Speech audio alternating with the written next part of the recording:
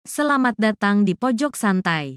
Sebelum Anda mendengarkan audiobook ini, kami menginformasikan bahwa channel ini adalah review audio dari buku yang ada di Indonesia. Untuk membaca keseluruhan buku ini, kami menyarankan membeli buku aslinya di toko buku kesayangan Anda, baik offline maupun online. Keberadaan channel ini dimaksudkan untuk membantu Anda mendapatkan pengetahuan dari buku-buku kesayangan Anda.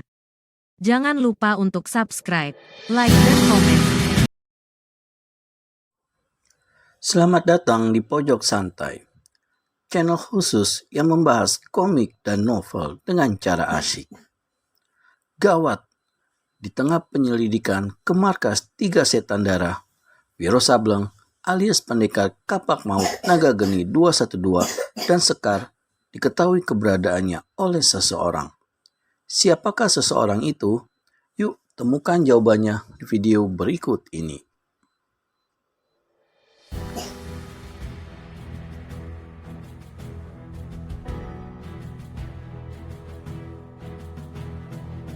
Sekar segera bergerak hendak melompat turun, tapi Wiro menarik baju kuningnya. "Biar aku yang turun," kata murid Eyang Sinto Gendeng ini. Kemudian, murid Eyang Sinto Gendeng ini dengan cepat melompat turun. Mata juling si setan pikulan memperhatikan cara dan gerakan melompat si pemuda, dan juga memperhatikan ketika sepasang kaki Wiro menginjak tanah. Telinganya yang tajam sama sekali tiada mendengar sedikit suara pun dari beradunya kaki dan tanah. Wiro Sableng menjura sewajarnya dan dengan senyum ramah ia berkata, "Kalau aku tak salah, bukankah saat ini aku berhadapan dengan orang gagah yang dijuluki setan pikulan?" Setan pikulan menyeringai, "Rupanya matamu tajam juga, orang muda. Harap beritahu siapa kau." "Ah, aku ini seperti yang kau katakan tadi, cuma cecunguk biasa saja," jawab Wiro. "Kenapa sembunyi di atas atap dan kenapa kawanmu cecunguk yang satu lagi itu tidak mau turun?" "Hahaha." Wiro tertawa dan bersuruh, "Sekar, turunlah." Sewaktu Sekar turun dan berdiri di samping Wiro Sableng, maka menyeringailah setan pikulan. "Ternyata seorang gadis cantik," katanya.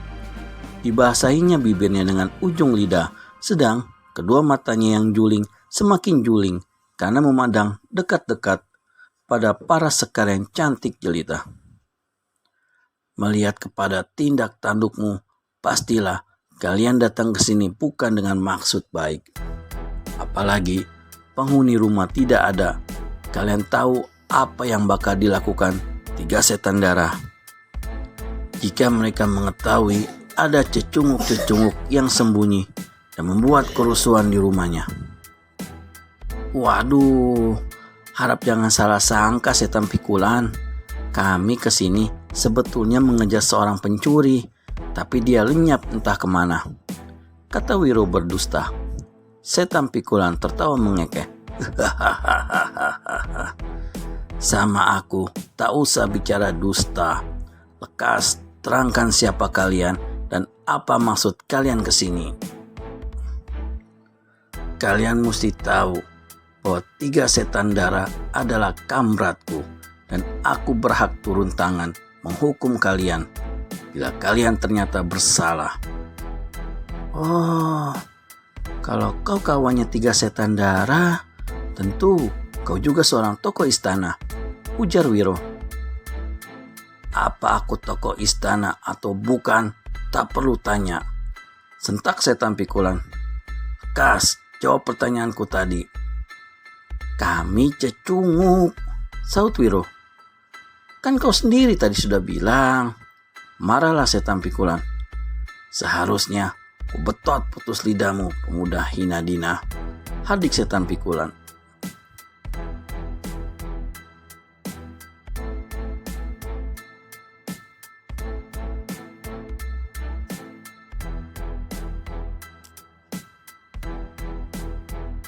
Tapi Dengar, kalau kau mau tinggalkan gadis cantik ini buatku, aku tak mau bikin panjang urusan. Aku tak akan laporkan pada 3 setan darah bahwa kalian telah mengobrak-abrik rumahnya ini.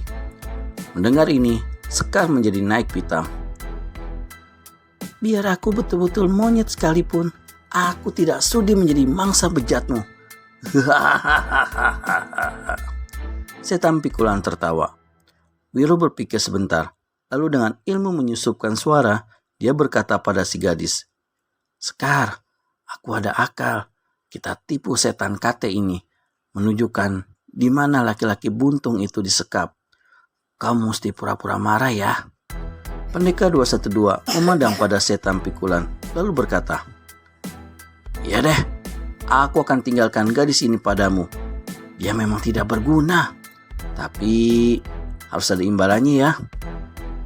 Wiro, apa kau sudah gila?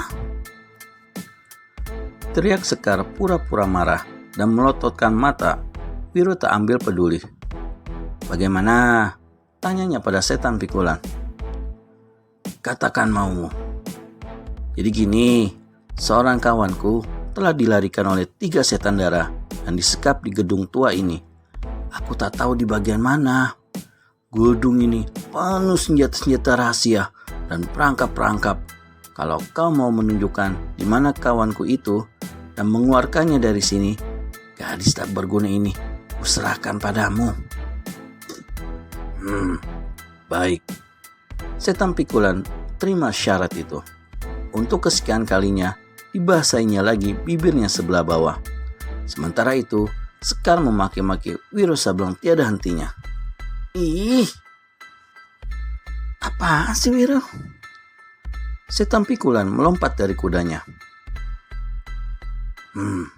Bagaimana aku yakin kalau kalian tidak menipuku? Tanya manusia kate berkepala gundul ini. Kau terlalu curiga setan pikulan. Kalau aku menipumu, berarti aku tak bisa menyelamatkan kawanku yang disekap oleh 3 setan darah. Jawab Wiro Sableng.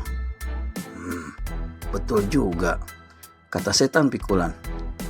Tapi untuk benar-benar meyakinkan, biar kulakukan ini dulu. Dan dengan satu gerakan cepat luar biasa, setan pikulan menusukkan jari telunjuknya ke urat di pangkal leher Sekar. Tuk! Saat itu juga, tubuh si gadis menjadi kaku tegang tak bisa bergerak. Wiro memaki dalam hati. Resek! Ikut aku, setan pikulan berkata.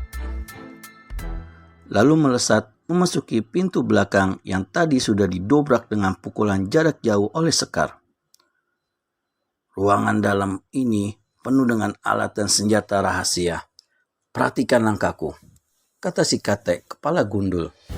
Dia melangkah 6 tindak ke kanan, lalu menyusuri tepi dinding hingga akhirnya sampai di hadapan sebuah pintu berwarna putih.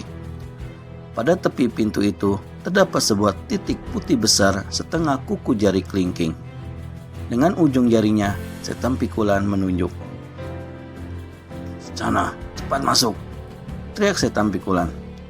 Wiro Sableng melompat masuk ke dalam kamar itu. Begitu pintu di belakangnya menutup kembali, manusia kate itu berpaling pada Wiro. Kau lihat pintu dinding di sana? Wiro mengangguk. Kalau kau melangkah sepanjang lantai ini ke sana, kau akan kejeblos masuk ke dalam liang batu. Kita harus bergerak sepanjang tepi dinding sebelah kiri. Mari. Sambil menyusuri lantai di tepi dinding sebelah kiri, Wiro Sableng bertanya, Ngapa sih 3 setan darah memasang demikian banyak alat dan senjata rahasia serta perangkap di gedung tua ini? Itu tak perlu kau tanyakan. Bukan urusanmu, saut setan pikulan. Setan pikulan membuka pintu di hadapannya. Kamar kedua itu kosong lagi. Dan dinding sebelah muka mereka kelihatan sebuah pintu lain. Kali ini kita mesti menyusuri tepi lantai di samping kanan, kata setan pikulan. Wiro mengikuti tanpa banyak bicara. Kamar ketiga, keempat, dan kelima dalam gedung itu kosong semua. Mungkin sekali kawanmu itu disekap di ruang batu karang di bawah tanah, kata setan pikulan. Apakah kau tahu tempat itu? Tanya Wiro Sableng. Si Kate merenung sejenak. Ikuti aku, katanya. Benarkah sosok yang dicari Wiro Sableng alias pendekar kapak maut naga geni 212 berada di ruang penyekapan bawah tanah? Untuk pastinya, dapatkan jawabannya di video selanjutnya hanya di channel Pojok Santai.